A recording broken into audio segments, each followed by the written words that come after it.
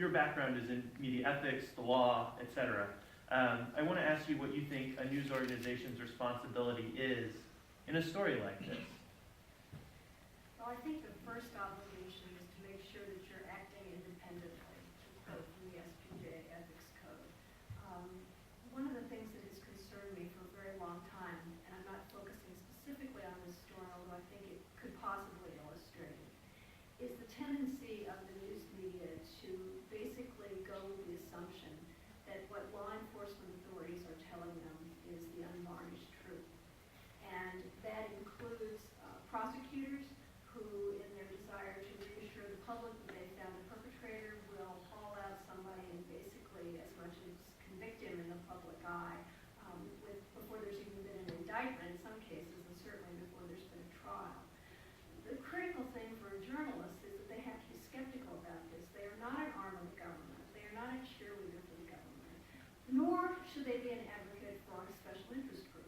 It's a delicate balance. But the key is that it's absolutely essential that you maintain your editorial independence. And the only way you can do that is by going to multiple sources. I don't have any problem with a news organization getting a tip from any source. But I think to simply rely upon that, to go with the story, to pick up that narrative, and basically let it go forward unchallenged is really, to my mind, not the most responsible way to proceed with journalism. We're supposed to be watchdogs of the establishment, of authority, of government. We're supposed to be watchdogs of everybody, really, and nobody should be taken just as face value. But I think there's danger in stories like this when the sort of conventional wisdom becomes that if it's somebody who's speaking from a position of authority, we take what they say without questioning. They may be telling you the truth, and it may bear out in the long run that that's exactly what the narrative would be, but I would never just accept that from any single source. So I have one more question for you, and I'm also going to ask it of Deshaun.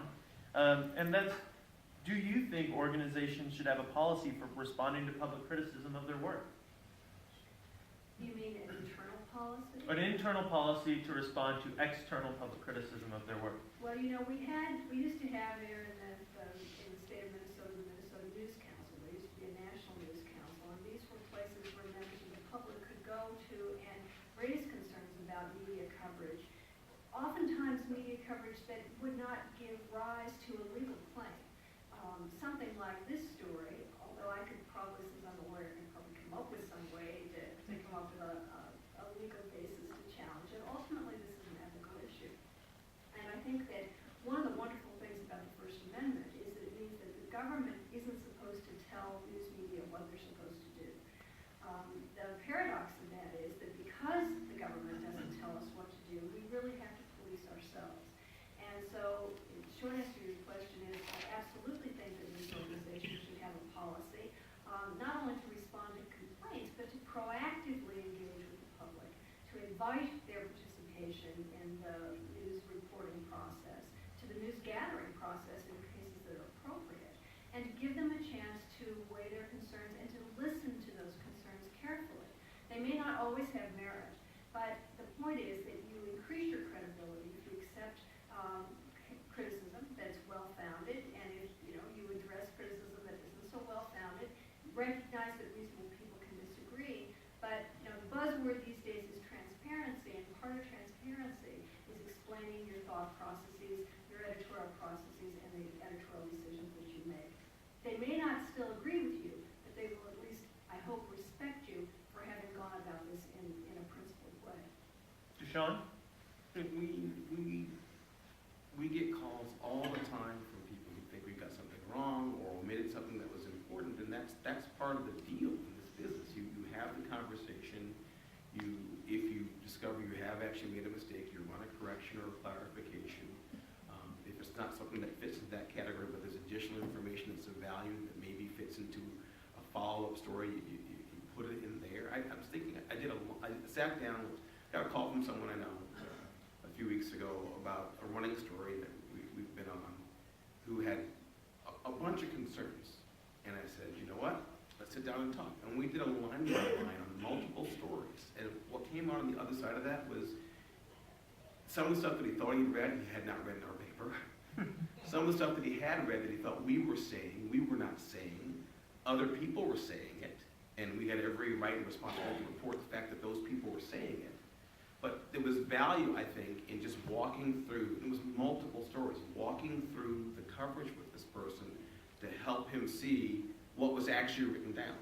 And I don't, I think it's hard to be the target of a critical story. In this instance, he was. And so, we're not going to undo that. The courage was warranted, but it was an opportunity for me to say, okay, well, here's what you were quoted as saying, or here's what someone else said about you, or here's how this thing was framed.